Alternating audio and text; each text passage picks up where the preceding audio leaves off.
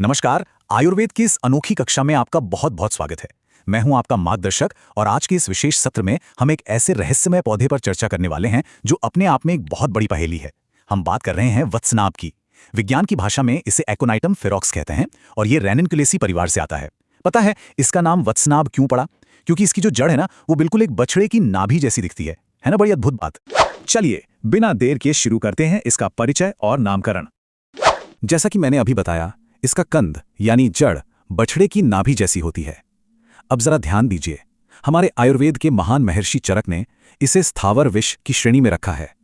स्थावर विष मतलब वो जहर जो पेड़ पौधों से मिलता है। वहीं महर्षि सुश्रुत ने इसे कंद विष कहा है। ये प्राचीन वर्गीकरण हमें साफ साफ बताते हैं कि हमारे पूर्वज इस पौधे की भयंकर तीक्ष्णता को कितनी गहराई से समझते थे। इसके संस्कृत के नाम तो और भी दिलचस्प हैं। इसे विष कहा जाता है क्योंकि ये शरीर में बहुत ही तेजी से फैलता है। क्ष्वेड और गरल इसलिए कहते हैं क्योंकि अगर इसे बिना शुद्ध किए या ज्यादा मात्रा में ले लिया जाए तो इंसान बेहोश हो सकता है, शरीर में जहर फैल सकता है। लेकिन रुकिए, इसका एक नाम अमृत भी है। अब आप सोचेंगे कि भाई एक जहर अमृत कैसे हो सकता है? यही तो आयुर्वेद का असली जादू है। अगर इसे सही तरीके से पूरी युक्ति के साथ इस्तेमाल किया जाए तो ये बीमारी में जीवन रक्षक यानी बिल्कुल अमृत का काम कर। इस चमत्कारी पौधे की ख्याति सिर्फ एक जगह नहीं बल्कि हर जगह है। हिंदी में हम इसे बचनाग, मीठा विष या तेलिया विष कहते हैं। बंगाल चले जाइए तो वहां काठ विष कहते हैं। गुजरात में वचनाग और दक्षिण में तेलुगु भाषी लोग इसे वसनु भी कहते हैं। और अंग्रेजी में इसे मॉन्क्सहुड या एकोनाइट कहा जाता है। इतने सारे अलग अलग नाम ये साबित करते हैं कि दुनिया भर की संस्कृतियों ने इसकी ताकत को पहचाना है। चलिए अब आगे बढ़ते हैं और देखते हैं इसका स्वरूप और उत्पत्ति, मतलब ये दिखता कैसा है और कहाँ मिलता है। आचार्य भाव मिश्र ने इसके बारे में क्या ही शानदार बात कही है। वो कहते हैं कि जिसके पत्ते सिंधुआर के जैसे हों और जड़ बछड़े की नाभि जैसी हो, उसे वत्सनाभ समझना चाहिए। लेकिन इसमें सबसे कमाल की बात क्या है पता है? वो कहते हैं कि इस पौधे के आसपास कोई दूसरा पौधा उग ही नहीं सकता। जरा कल्पना कीजिए इस पौधे की ताकत की। ये इतना उग्र है कि अपनी जमीन पर किसी और को पनपने ही नहीं देता। रसरत्न समुच्चय में इसे पहचानने का एक बहुत ही सटीक तरीका बताया गया है। उनके अनुसार असली वत्सनाभ की जड़ गाय के थन के आकार की होनी चाहिए और साइज बस 5 अंगुल, न ज्यादा मोटी और रंग में हल्की पीली। हजारों साल पहले बिना किसी आधुनिक मशीन के मापन की ये सटीकता देखकर सच में हैरानी होती है ना? अगर हम इसके पौधे की बात करें तो ये कोई बहुत बड़ा पेड़ नहीं होता, बस आधा से 1 मीटर ऊंचा होता है। इसके पत्ते लंबे और कटे फटे से होते हैं और इस पर नीले रंग के बड़े सुंदर से फूल लगते हैं जिनकी डंडी काफी लंबी होती है। जब आप इसकी ताजी जड़ को तोड़ेंगे तो वो अंदर से हल्की पीली और कुछ स्टार्च जैसी दिखेगी। और हाँ, सबसे जरूरी बात, अगर किसी ने गलती से इसे चबा लिया ना, तो जीभ पर तुरंत एक तेज झंझनाहट होगी और फिर जीभ सुन्न हो पड़ जाएगी। ये इसके अंदर मौजूद तेज रसायनों का सीधा सीधा सबूत है। अब ये कोई ऐसा वैसा पौधा तो है नहीं जो आपके घर के गमले में उग जाए। इसे हिमालय की सर्द हवाएं पसंद हैं। ये आपको सिक्किम से लेकर गढ़वाल और नेपाल में 3 से 4 हजार मीटर की ऊंचाई पर मिलेगा, खास तौर पर दार्जिलिंग में। बाजार में इसके 2 प्रकार मिलते हैं, सफेद और काला। अब यहाँ एक मजेदार बात बताता हूँ। प्राकृतिक रूप से ये सफेद या हल्का पीला ही होता है। वो जो काला बचनाक है ना, उसे बस कीड़ों से बचाने के लिए ऊपर से काला रंग पोत दिया जाता है।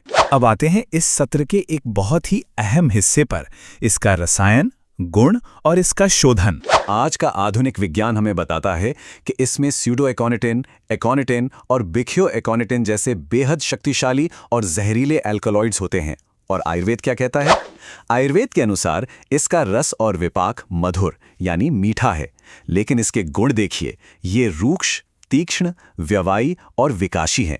इसका सीधा सा मतलब है कि यह शरीर में जाते ही तुरंत पूरे सिस्टम में फैल जाता है और इसकी तासीर वो बहुत ज्यादा गर्म होती है।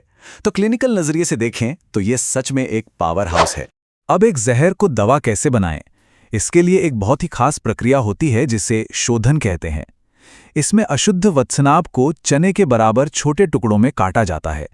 फिर उसे 3 दिनों तक गोमूत्र में भिगोकर एकदम चिलचिलाती धूप में रखा जाता है।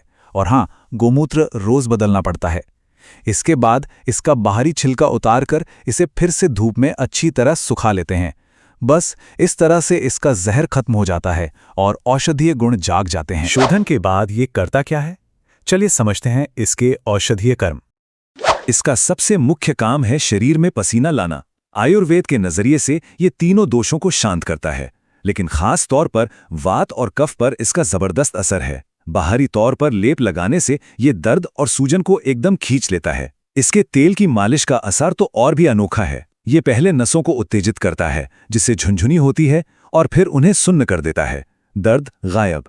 और पेट के अंदर जाने पर यह भूख बढ़ाता है, पाचन सुधारता है, पेट दर्द मिटाता है और लिवर को एक्टिव करता है। अब इस बात को बहुत ध्यान से सुनिए, क्योंकि ये सचमुच जिंदगी और मौत के बीच का फर्क है। अगर वत्सनाव अशुद्ध है तो ये हृदयावसाधक का काम करता है, मतलब ये दिल की धड़कन को धीमा करके उसे रोक सकता है। लेकिन जब इसे गाय के दूध में शुद्ध कर लिया जाता है तो ये हृदयोत्तेजक बन जाता है, मतलब ये कमजोर दिल को ताकत देने लगता है। आयुर्वेद का ये विज्ञान सच में कमाल का है। शरीर के बाकी हिस्सों पर भी इसका कमाल का असर है। यह पेशाब खुलकर लाता है और मूत्र में शुगर की मात्रा को कम करता है।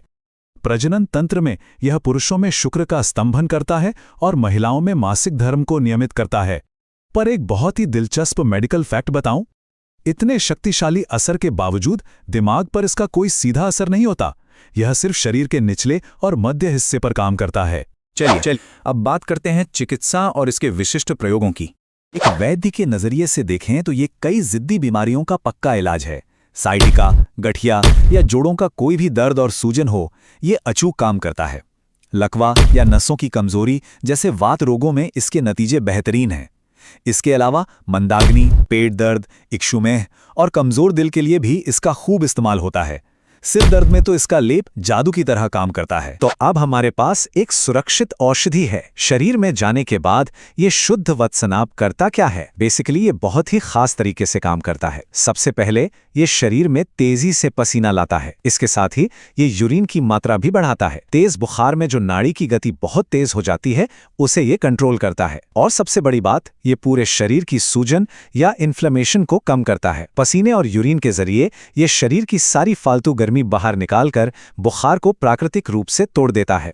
और याद रखिए, ये कोई आम बुखार उतारने का तरीका नहीं है। ये विशेष रूप से उन जिद्दी बुखारों के लिए है जिन्हें हम जीर्ण ज्वर या क्रॉनिक फीवर्स कहते हैं। वो बुखार जो लंबे समय से शरीर में बैठे हैं, जिनमें भारी सूजन आ जाती है और असहनीय दर्द होता है। ऐसी गंभीर स्थितियों में जब बाकी सारे उपचार हार मान लेते हैं, तब ये शुद्ध वत्सनाभ एक अचूक रामबाण की तरह काम करता है। इसका इस्तेमाल सिर्फ बुखार तक सीमित नहीं है। गठिया या जोड़ों के भयंकर दर्द में भी ये बहुत काम आता है। यहाँ एक बहुत ही दिलचस्प अंतर देखने को मिलता है। ध्यान दीजिएगा, मेटाबॉलिज्म से जुड़ी बीमारियों जैसे प्रमेह या डायबिटीज में इसे शरीर के अंदर यानी खाने के लिए दिया जाता है। लेकिन अगर आपको भयंकर सिरदर्द हो रहा है तो इसका पेस्ट बनाकर माथे पर बाहरी लेप की तरह लगाया जाता है। इसके अलावा पुरानी खांसी और सांस फूलने जैसी श्वास संबंधी समस्याओं में भी ये गजब का असर दिखाता है। अनुपान यानी दवा किसके साथ ली जा रही है, उसका बहुत महत्व है। पुराने बुखार में इसे लोध्र, चंदन, वचा, चीनी, घी और दूध के साथ देते हैं। कमजोरी में शुक्राणु बढ़ाने के लिए शतावरी, मुनक्का और शहद के साथ।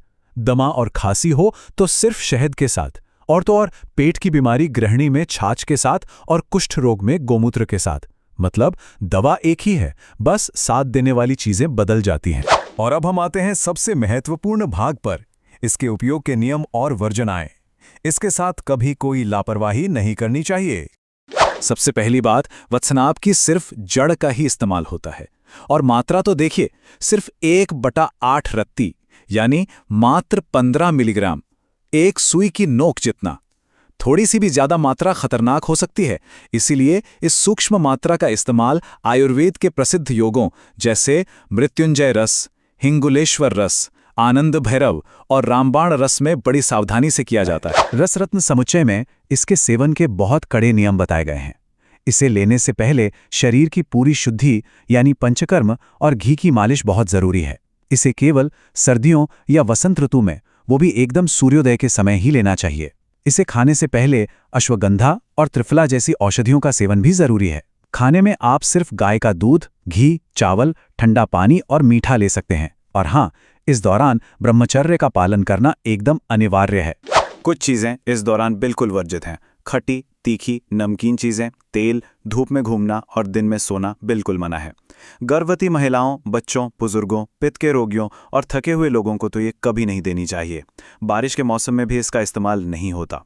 लेकिन अगर कोई पूरे नियमों के साथ इसका सेवन करे तो ग्रंथों में लिखा है कि 3 महीने में कुष्ठ रोग खत्म हो जाता है, 6 महीने में शरीर बेहद सुंदर हो जाता है और 1-2 साल में शरीर सारे रोगों से मुक्त होकर एकदम दिव्य बन जाता है। तो सोचने वाली बात है, अगर एक जानलेवा जहर को नियमों से एक दिव्य औषधि में बदला जा सकता है तो हमारी प्रकृति में ना जाने ऐसे और कितने रहस्य छुपे होंगे।